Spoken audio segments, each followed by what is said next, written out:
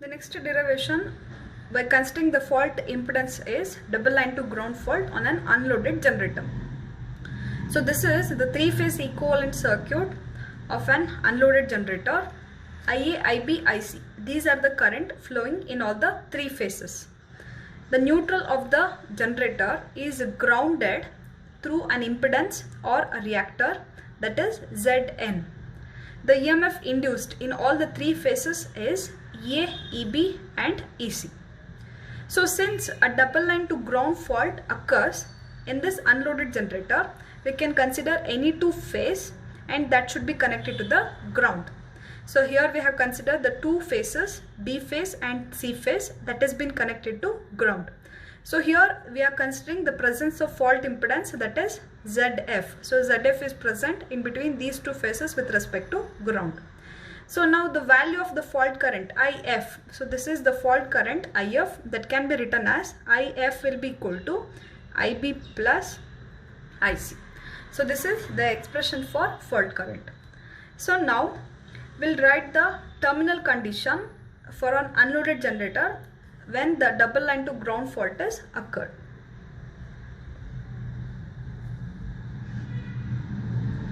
So in the terminal condition, observe phase A. Since the phase A is not connected to any of the system, it is acting as an open circuit. So current through that particular phase will be equal to 0 it is. So in this case, since the ground fault is occurs in phase B and phase C, so the current in these two phases will be extremely large, but the voltage will be equal to 0. So even though it is 0, but we should not write VB and VC will be equal to 0. Why? Because there is a presence of fault impedance is there and current flowing through that fault impedance will be IF. So we need to consider the fault impedance also and the fault current also. So now we can write the expression for VB and VC as VB will be equal to IF into ZF. Since IF is nothing but IB plus IC. So instead of writing IF into ZF, we'll write the expression for VB as IB plus IC into ZF. Similarly, the VC also will be the same. That is IB plus IC into ZF. So this is equation 1. Consider that these three terminal condition as equation 1. So even though double line to ground fault occurs in phase B and C, the voltage will be equal to 0, but there is a presence, or due to the presence of a fault impedance ZF, and there will be a current IF will be flowing. So that we can write the expression for VB and VC as IF into ZF or IB plus IC into ZF. So what we can consider, VB and VC, so both are equal it is. So now based on this, we'll write the symmetrical component expression for the current as well as the voltage. So the next is symmetrical relation for the current and voltage. So now observe the equation 1. So here there is only one current component is there, the remaining two is the voltage component. So that means directly we can write the expression for current. So before that we know the equation for IA. IA is, it is IA naught plus IA1 plus IA2. So we know the equation for IA, it is IA naught plus IA1 plus IA2. But what is IA is actually, IA is equal to 0. If IA is equal to 0 means, so the sum of all the sequence quantities or the sequence current, all it will be equal to 0. So we can write IA naught plus IA1 plus IA2. So all will be equal to 0 it is. So consider this as equation 2. So next, similarly, we need to obtain the equation for VA1, VA2 and VA0. So the expression for VA1 is 1 by 3 into VA plus A into VB plus A square into VC.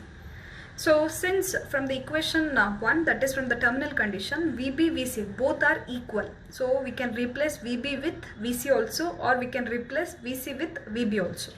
So now observe here I have replaced VC with VB and VA, right, as it is. So VB, two VBs are there. So we can take VB as a common. So the remaining is A plus A square into VB. Since you know that the value of A plus A square, that is 1 plus A square, that will be equal to 0. So we can write A plus A square will be equal to minus 1.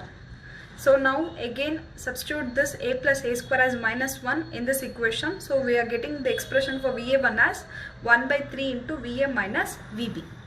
So this is the expression for VA1. So next similarly VA2 also in the same way.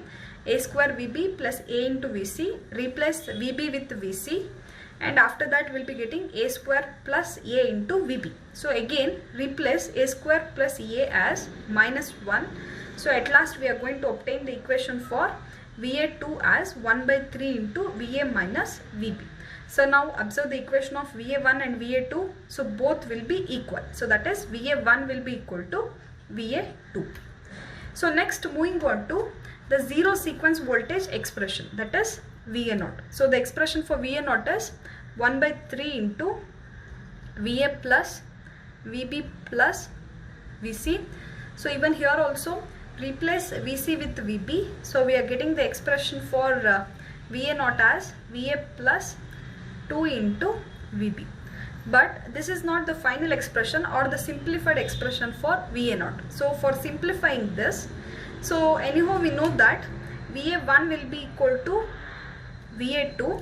So now we'll subtract VA1 either with, VA0 either with VA1 or we'll subtract with VA2. So only for getting the simplified expression for VA0 here. So now I'm going to subtract VA0 with VA1.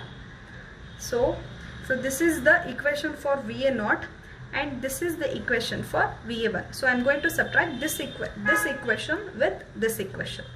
So take 1 by 3 as a common, VA plus 2 into VB minus VA, minus into minus, it is plus VB. So VA get cancelled. Remaining is 1 by 3 into 2 VB plus VB is 3 VB. So 3 and 3 get cancelled. So VA0 minus VA1 will be equal to, it is VB. So now what is this VB is actually? So look at the terminal condition 1, VB is equal to IB plus IC. So we'll write VA0 minus VA1 will be equal to IB plus IC into ZF. But what is IB plus IC? This is equal to IF. So we can also rewrite the same as IF into ZF.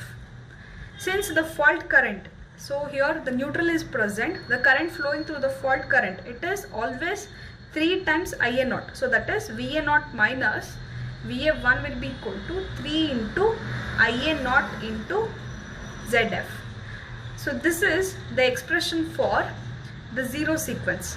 So in the another way we can also write the final expression for VA0 as VA0 equals VA1 plus 3 into IA0 into ZF. See, this whole process is for obtaining a simplified expression for VA0. So observe, we have subtracted VA0 with VA1. So this is the value of a VA0 and this is the value for VA1. So we subtract this value with this. At last we are getting VB. So we know VB, the value of VB from equation 1, that is from the terminal condition, that is IB plus IC into ZF. Since IB plus IC is nothing but fault current IF into ZF it is. Or we can also write IF as 3 into IA0 into ZF it is. So we can rewrite the same equation with respect to VA0 as VA0 equals VA1 plus 3 IA0 into ZF. So now from the previously we have obtained VA1, VA2 both will be equal. So this is the terminal condition, this is the symmetrical relation for voltage. So consider these two as equation 3. So now in that you observe this above equation. So what it is indicates that so all the positive sequence is equal to negative sequence and it is also equal to the zero sequence it is. So what does it indicates means all the 3 sequence quantities are equal. That means positive is connected in parallel with the negative sequence. The negative is connected in parallel with the zero sequence. And one more thing you need to observe. So in between the zero sequence and the negative sequence, there will be a fault impedance 3 into ZF will be coming. So that also you need to show it in your interconnection of sequence network. See, either you can subtract VA0 with VA1, or you can subtract VA0 with VA2 also. So the answer will be the same. So always subtract VA0 with VA2 only. So from these two equations, positive, negative and 0 all are equal. So we need to represent the interconnection as all the three sequences should be connected in parallel. And in between the VA2 and VA0, we need to connect one fault impedance, that is ZF. This is the interconnection of sequence network. Positive is connected in parallel with the negative. Negative is connected in parallel with the 0. But in between the negative sequence and the 0 sequence, there is a fault impedance 3ZF is coming. So observe the equation 3. So between 0 and negative, a fault impedance 3ZF is coming. So that is why in between these two you have to represent 3ZF here. So this is the sequence network. So now based on this, we'll write the expression for sequence quantities, that is the sequence current and voltage.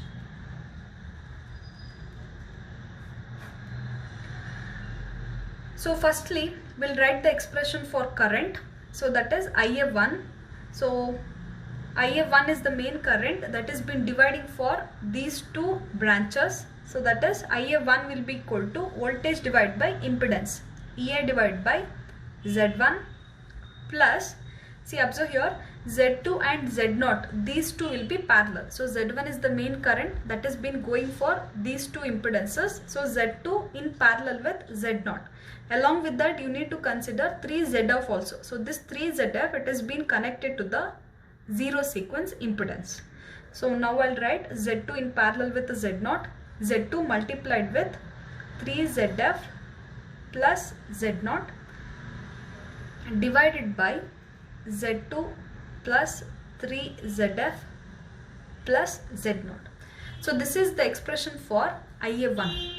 So next, for writing the expression for IA2 and IA0, we need to use the current division formula. So as you have already seen in the current division formula applied for double line to ground fault without fault impedance case, same formula here also we need to update. Current division formula, because the current is dividing for these two branches. So consider the same interconnection network. I'll rewrite for writing or applying the current division formula here. So this is the main current IA1. This has been dividing for these two branches.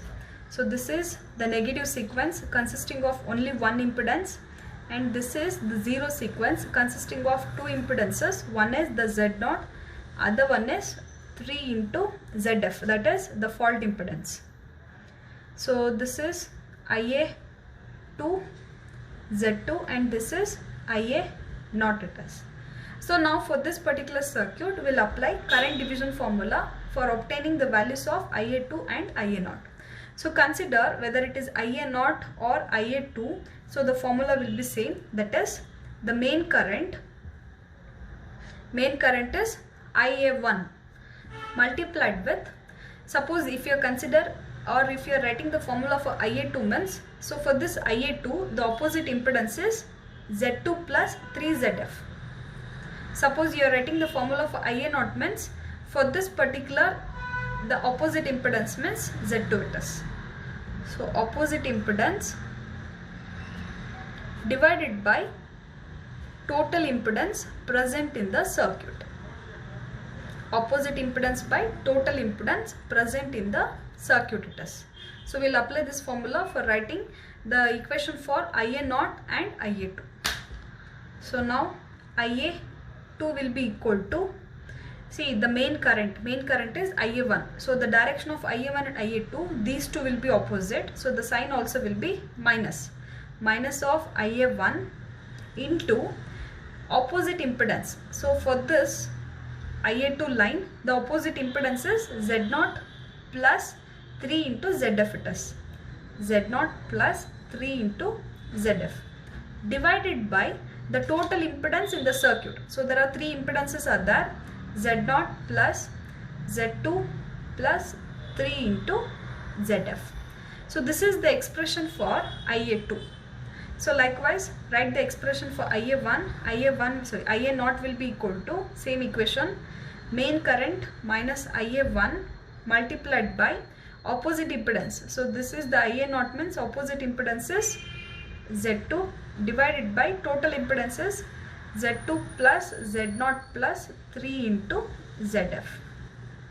So this is the expression for the sequence quantities of current. So next, at last, we need to obtain the equation for the fault current, IF. So as you know that the fault current, it has been present in both the phases. So the expression for IF is IB plus IC. So same way we need to obtain a fault current. This is the equivalent circuit for a double line to ground fault. So the equation for IF is IB plus IC. So by applying a KCL to this particular node, it is IF will be equal to IB plus IC. So now the fault current is IB plus IC. This is the equation for IB and this is the equation for IC here. So now further simplifying this, we'll be getting 2 into IA0 and this is IA1. This is IA1. Taking IA1 as a common, the remaining terms are A square plus A. Similarly, IA2 is there in both the equation. Taking IA2 as a common, we'll get A plus A square. Since you already know that 1 plus A square, it is equal to 0. So A plus A square is minus 1.